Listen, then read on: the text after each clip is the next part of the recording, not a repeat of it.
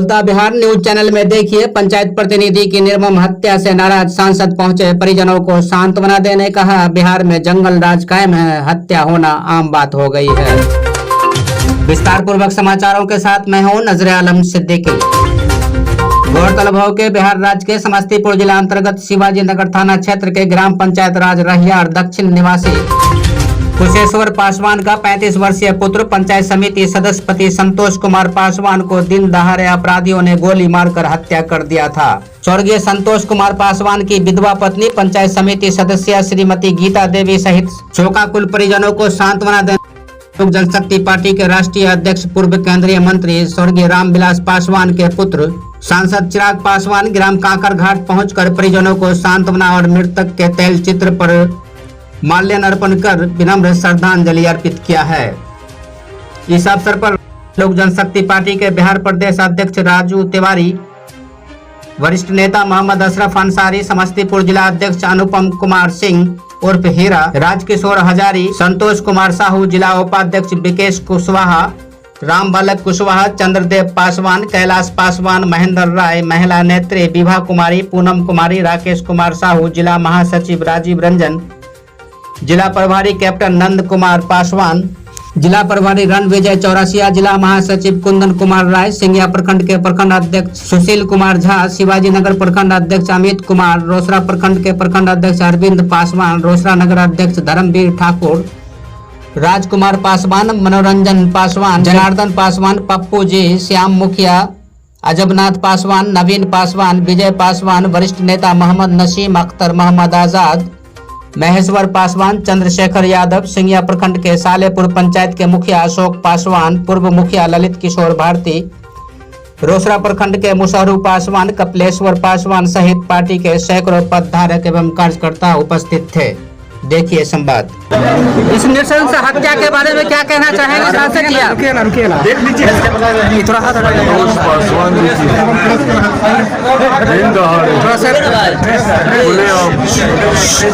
निर्मम हत्या की गई। यह अपने में दर्शाता है कि अपराधियों का मनोबल कितना ज्यादा बढ़ा हुआ है।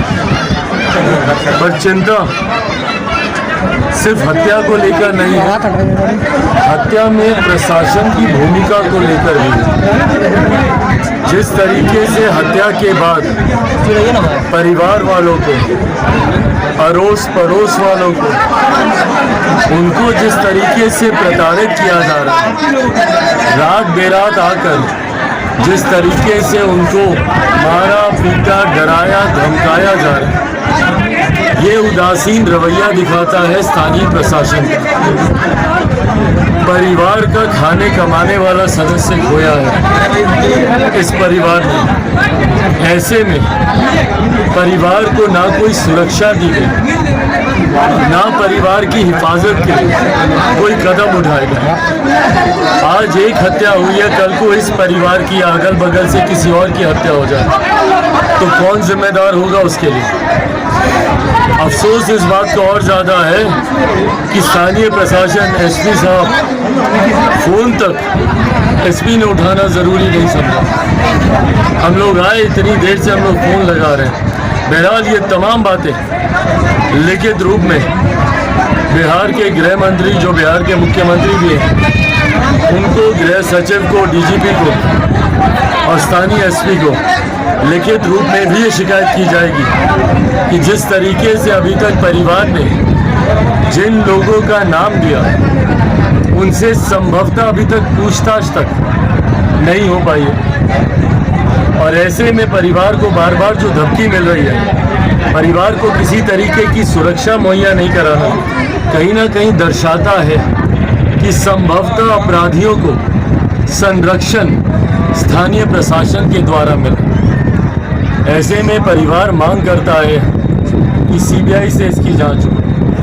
मैं भी लिखित रूप में मुख्यमंत्री नीतीश कुमार जी से हम लोग ये मांग करेंगे कि सीबीआई जांच की सिफारिश राज्य सरकार से कर दी जाए, क्योंकि राज्य सरकार सक्षम नहीं है अपराधियों को पकड़ने में। जिन अपराधियों का संरक्षण वही लोग कर रहे हो जिनको उनको सजा दिलाने की जिम्मेदारी है, ऐसे में दर्शाता है कि संभवतः राज्य सरकार पीड़ित परिवार को न्याय तो नहीं दिला पाएगी। ऐसे में हम लोग भी मांग करते हैं कि सीबीआई की जांच हो और जितने भी दोषी हैं कड़ी से कड़ी कार्रवाई उनके ऊपर होनी चाहिए। प्रशासन अगर मुस्तैद रहता तो लगभग ये घटना चक्र पिछले 1.5-2 महीने से चल रहा था। वाद विवाद हो रहा था कुछ लोगों के बीच, अगर उसको गंभीरता से लिया गया होता, उसको सुलझाया गया होता।